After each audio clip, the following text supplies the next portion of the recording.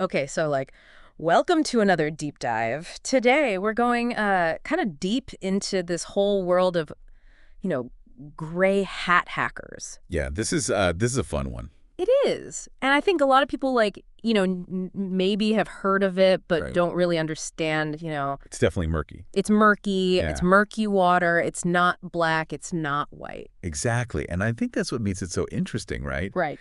Because with black hats, we know they're the bad guys. Clear bad guys. White hats, good guys, Yeah. keeping us all safe. Right, the good guys. But then you get these gray hats, and they're kind of like, well, are they good? Are they bad? What are they doing? Right, exactly.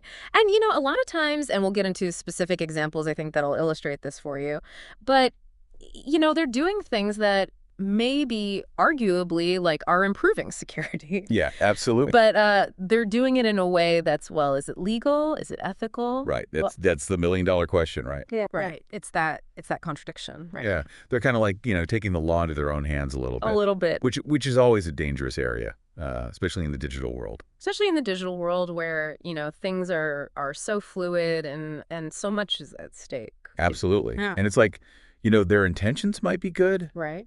but the way they go about it can be really questionable. Mm. And that's what we're going to kind of unpack today, right? Yeah, and I think the best way to unpack it is through, I think we have some good examples of, some pretty well-known gray hat kind of activities. And, the first one that jumps to mind, and maybe this is the one that kind of put them on the map a little bit, was Khalil Shredder. Oh, yeah. Shred it. Classic case. Classic case.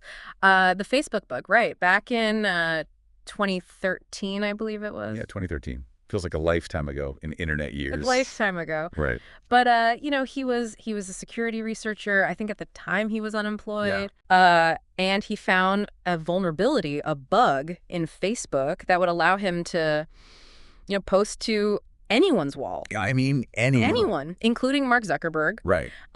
Which is kind of, Ballsy. that's a ballsy move. It is. That's a statement. Right. And, the thing is, he reportedly tried to go through the proper channels. Yeah, supposedly. Right. Yeah. Like, he tried to contact Facebook security team. Right. But he felt like he wasn't being taken seriously. Like, oh, this guy, whatever, he doesn't know what he's talking about. Yeah, and so what did he do? He went right to the top. He said, fine, if you're not going to listen to me, I'm going to show you. Right. And he posted on Zuckerberg's wall. Which is such a power move, I guess. Yeah. I mean, talk about getting someone's attention, right? Right. It worked. They fixed the bug, They did. but they didn't give him the bug bounty. No bug bounty for Shreda. And the reason why is? Because he violated their responsible disclosure policy. Right, he went outside the lines. Yeah. And so that's the thing. Right, good intention maybe, right? Yeah. He wanted to expose this vulnerability. It could have been exploited by someone else with not so good intentions. Right. I mean, imagine if someone had found that bug and used it to spread misinformation or, do something really harmful. Right. So in a way, he might have actually prevented something worse from happening. Right, but he did it in a way that was unauthorized, risky. Exactly. And that's the gray area. That's right? a gray. It's like, hey, yeah, you pointed out the leaky pipe, but you flooded the building to do it. A little extreme. Yeah. And so, that kind of set the stage for, I think, a lot of what came after. And I think, there's another good example that comes to mind, and that's the ASOS router vulnerability back in 2014. Yeah, that was a big one. This is where, I think the gray hat kind of activity really started to ramp up a little bit. There was a vulnerability discovered in ASOS routers. And it wasn't just a small number of routers. Yeah. This was a vulnerability that potentially affected thousands, maybe even millions of devices. Huge, yeah. Huge. And so what happened was, this individual or group, we don't really know for sure. It's always shrouded in mystery. Right. But, they exploited this vulnerability. But here's the twist, right? They didn't use it to steal data or launch attacks or anything like that. Right. They basically went in and they left messages for users, warning messages. Hey, your router's vulnerable. You need to patch it. Yeah, heads up. You're wide open here. Someone could easily take advantage of this. Which is, on the one hand, that's pretty nice of them. Yeah, they could have easily exploited that vulnerability for their own gain. Right. But they didn't. They tried to warn people. Right. And so their intention, arguably, right, Seems like. was good. Like, they wanted to help secure these devices. Yeah, they were kind of like the digital neighborhood watch, going around making sure everyone's doors were locked. Right, exactly. But, the way they did it was unauthorized access. Yeah. They were still breaking and entering, digitally speaking. Legally, it's still a breach, right? It is. Regardless of your intentions. So it's like, yeah, thanks for the heads up. Right. But you also kind of broke into my house. Exactly.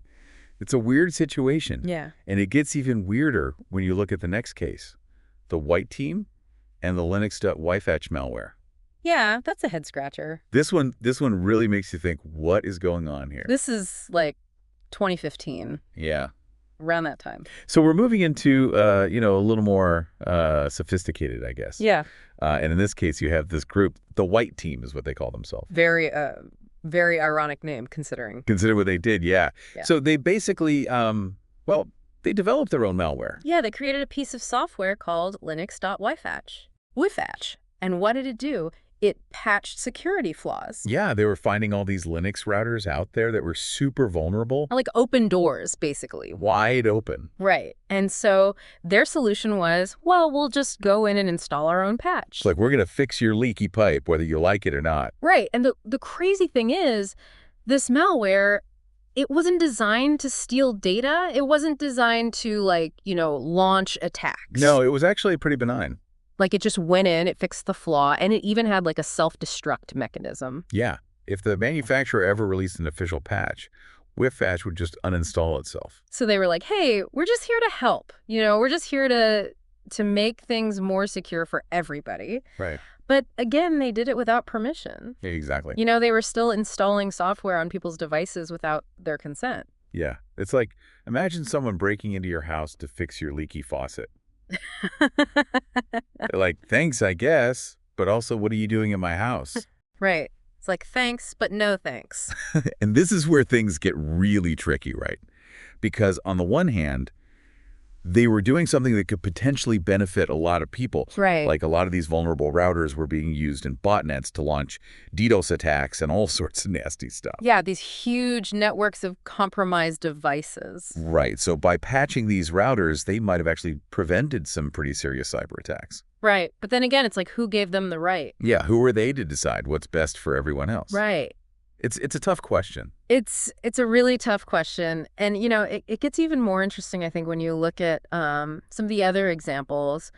And one that comes to mind is the Stack Overflow printer hack. Oh, yeah, the printer hack. This one was a little different. This is like 2017. Right. So we're moving along here, right? Like, Yeah. the gray hats are getting maybe a little more creative. A little more bold, I would say. Yeah, it's a little bolder, yeah.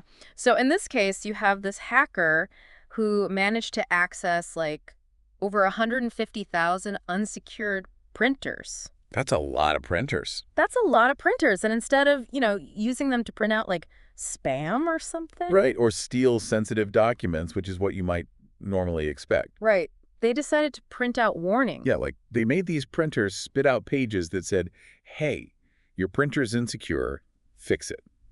Which is, I guess that's one way to get people's attention. Right. It's definitely a way to make the statement. Yeah. And so their goal here was, pretty clear. They wanted to raise awareness. Right. They wanted to show people just how many devices are out there with default passwords, weak security settings, just wide open to attack. Right. And it's like, they weren't wrong. There are a ton of devices out there that are just begging to be hacked. Right.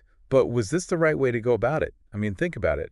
You're at work trying to print something important, and all of a sudden your printer starts spewing out these security warnings. Yeah, it's annoying. Annoying, disruptive. Right. Some people might even see it as a form of public shaming. Yeah, it's like, hey, look at this guy. He doesn't know how to secure his printer. Exactly. Right. And so, again, it's like good intention, maybe? Perhaps. But the execution is, a little questionable. Yeah, a little bit. It's a little on the nose.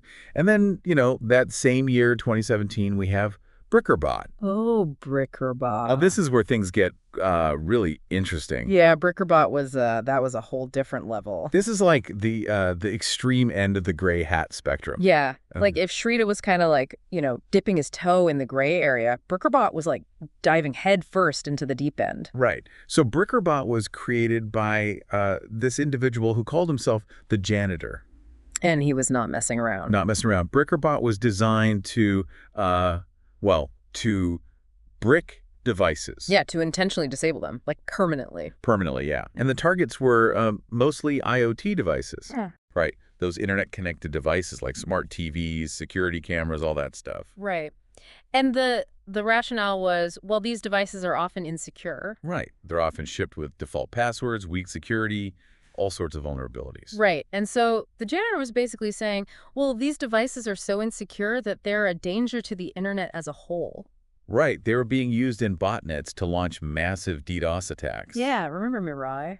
Oh, yeah. Mirai. That was a mess. That was a huge botnet made up of like millions of these compromised IoT devices. Right. And it caused all sorts of chaos. Yeah, websites were going down, services were disrupted. It was a big deal. Yeah, it was a huge wake-up call about the security of IoT devices. Right. And so the janitor decided that, the best way to deal with this was to just like take these devices out of the equation. Yeah, he was basically saying, I'm going to protect the internet by bricking all these insecure devices. Which, it's kind of like vigilante justice, Yeah. right? Yeah, it's like, I'm going to take the law into my own hands and do what I think is best for everyone. Right.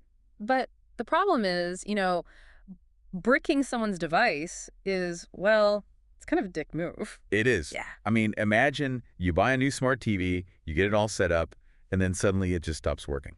Right. You have no idea why, you try everything to fix it, but nothing works. Because it's been bricked. Yeah, and you have no recourse. Right.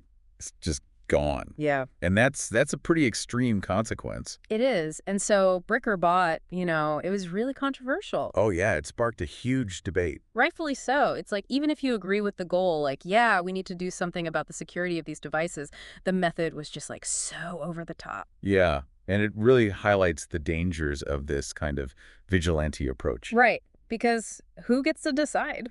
Who gets to decide which devices are a threat and which ones aren't? Exactly. And that's one of the big problems with gray hat hackers in general, right? They're operating outside of any kind of established framework. Right. There's no oversight. There's no accountability. It's just them deciding what they think is best. And that's a recipe for trouble.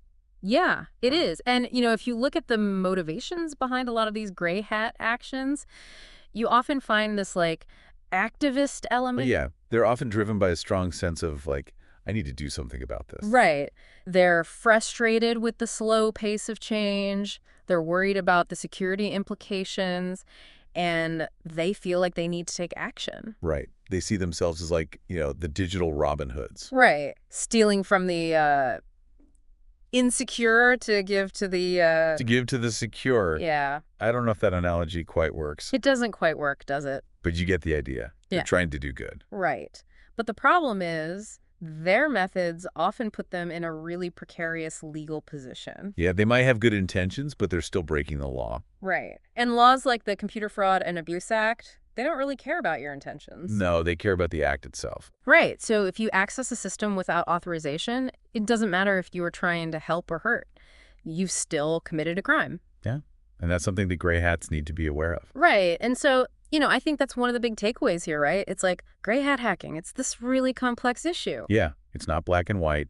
It's not good versus evil. Right. It's this murky middle ground where you have people who are trying to do good, but they're doing it in ways that are often illegal, unethical, and potentially harmful. Right.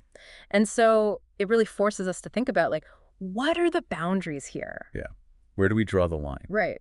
How far is too far when it comes to trying to improve security? Exactly. And who gets to decide that? Right. And I think that's a question that, we all need to be thinking about. Especially as technology continues to evolve and the stakes get higher and higher. Right. And I think that's a good place to leave it for today. Yeah, lots to ponder. Lots to ponder.